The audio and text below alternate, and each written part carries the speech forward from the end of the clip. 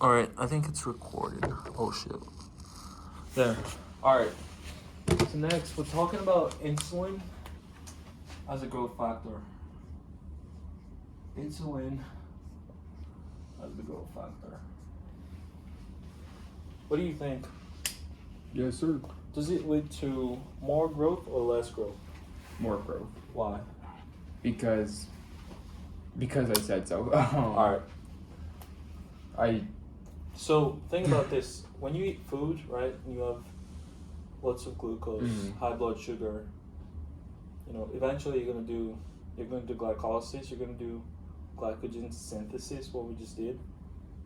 But you're also gonna have some more insulin present, and that stimulates growth. So it makes sense because more insulin implies that you have more energy basically lying around. Yeah. If you have less insulin, that implies you don't have more energy to go around, and then you probably shouldn't start growing. Right, perfect. So that's what insulin does. So first of all, like before, insulin binds to the insulin receptor substrate 1 and it dimerizes. It basically closes up and it autophosphorylates. That's the first step in both this pathway and the glycogen synthesis pathway. And the next step is this IRS that's phosphorylated, binds to GRB2.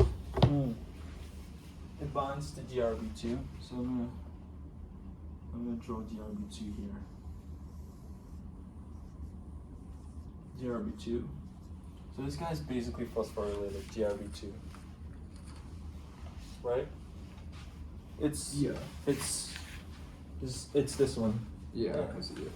So it binds to GRB2, and then GRB2 binds to SOS, save our soul. Is that what that means? SOS? Save our ship. Save our ship? That was save our soul. Or save our shit. SOS. Binds to SOS. And this guy. Oh yeah.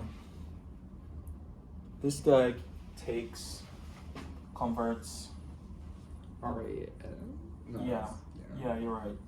GDP RAS to GTP RAS. And this guy, this is the activated form. So now it's active. So what does the RAS mean? Is that like a kinase? RAS? Yeah, that's a good question. Because on the slide it starts talking about kinase of a kinase, kinase of a kinase of a kinase. I mean, the RAS... Or is that just something that we think is not important currently? I don't know, but I do know that it activates the first MAP kinase. Okay. So I don't think it's a kinase, but it does activate the first MAP kinase. Okay. So this guy, RAS,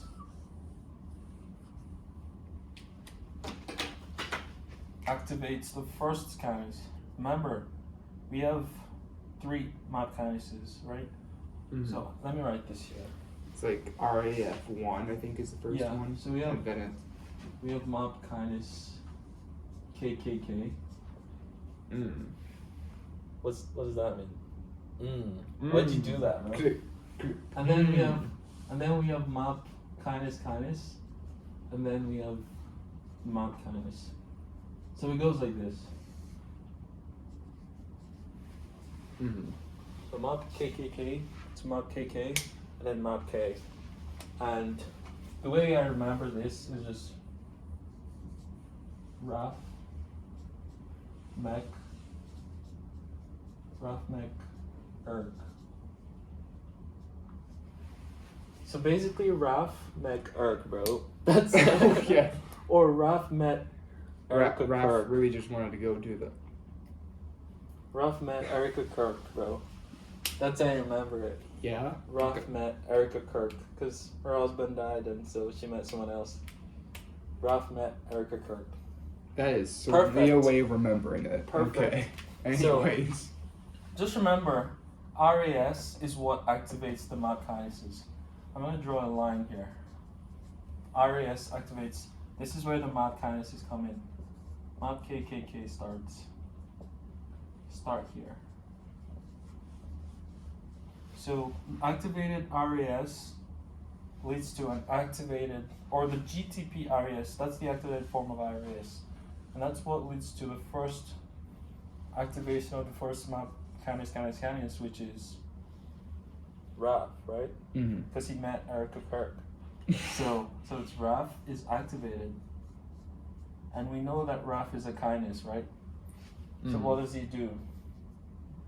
He phosphorylates the next one. Exactly. He phosphorylates MEK. RAF MEK, Erica Kirk. You gotta remember that. It phosphorylates MEK. Okay? So now we have MEK, which is, by the way, phosphorylated. Right? I'm gonna draw like a P just so we know. The phosphorylated one is the active one. Phosphorylated MEK, and then, so this is the MAP KKK, and this is MAP KK. And what does this guy activate? He activates the final one, which is ERK. He activates the girl, bro. That's what he does. Who's the girl? Erica Kirk, bro. ERC. Erica Kirk. ERC. She gets turned on. Okay. This guy gets turned on, activated, literally. That's what I'm saying, bro. Phosphorylated. Erica Kirk. And so it's like the big picture idea, like why we have kinases activating other kinases. Is that for like the sake of regulation? Signal amplification. Signal amplification. Yeah. Okay. Just like, it's kind of like this, right? This guy activates these two guys. They're like, oh, tell your friends the about overall effect increases. And this guys would tell more guys about that. So this guys activate two more guys. You know what I'm saying? Yeah. And this guy activate way more guys. But if it's just the one guy, he's not gonna activate as many people as two guys will activate 4 people, and they'll activate 8 people. You know? Sleeper agents. Yeah. So that's. Do you know what that means though? Sleeper agents? Yeah. No, you don't. We got Chinese government go on a tangent. Yeah, bro. The Russians have lots of sleeper agents. We got sleeper agents in our country. Yeah. So. Anyways. This is the last MAP kinase. No, just the MAP kinase, right? Erica. MAP kinase. Erica Kirk. Right? And then ERK goes into the nucleus. Erica, she goes into the nucleus basically. This girl, she's not alright. She cannot be trusted in the nucleus. She's naughty, bro. She goes into the nucleus. Oh, nice. I don't think I like this version of you giving a lesson. I love this. You're never gonna forget. Erica goes into the nucleus and she activates other guys. She's a fucking.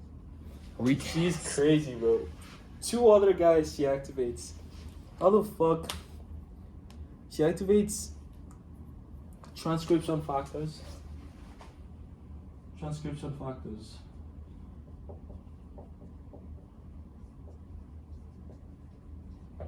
Transcription factors. ELK1. SRF and ELK1. ELK1. What was the other one? SRF. SRF. Perfect. And these guys lead to increased proliferation or growth. Yeah, it seems to indicate increased like mRNA, protein. Yeah, so mRNA, and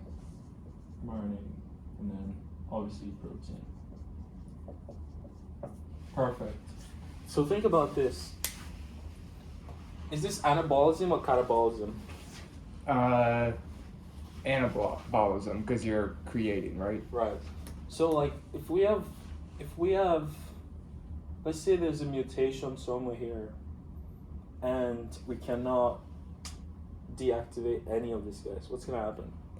Well, assuming that it's signal amplification, you'd still have some of it going through. So you'd still have some anabolism occurring, just not as much. Wait, no, think about this. We cannot deactivate them. So they're still active. That's not the problem. Oh, I must have misheard you then. We can't deactivate them. Oh, we can't deactivate. So what's gonna happen in general? Nothing. If we can't deactivate them, right? Right, but we're gonna have increased proliferation. That's gonna keep going. I'm sorry, what was the original question? I think I got lost somewhere. Alright, so we have this anabolism here, right? Mm-hmm. And we have increased proliferation. Mm-hmm. But this is controlled. We can deactivate this because generally, first of all, how do we deactivate this? We would stop the initial process and not let the either we could stop insulin from binding or we could stop That's it. It's just okay. It gets to a point, right? We're not gonna have high insulin all the time. Mhm. Glucagon also comes in. But let's say when we have high insulin, still, let's say we're someone's fat and they just keep eating food, right? Mm-hmm. And you have high insulin, it gets to a point that your body deactivates this. I don't know how, but it does. Okay. But if we cannot deactivate this, Then it just keeps on going. and then what? And then it's just increased growth, and then that could increase the risk of like cancer. Cancer. Mhm. That's it. That's Okay. all I was looking for. Yeah, my confusion was just because you seemed to be like focusing on like the map kinase, axis? and I thought it was like just specifically in that section. But yeah, Oh, yeah. cancer risk. Yep. Yep. That's it. Word. Perfect. Stop You want to take a picture? Yes. Stop the video. Oh shoot.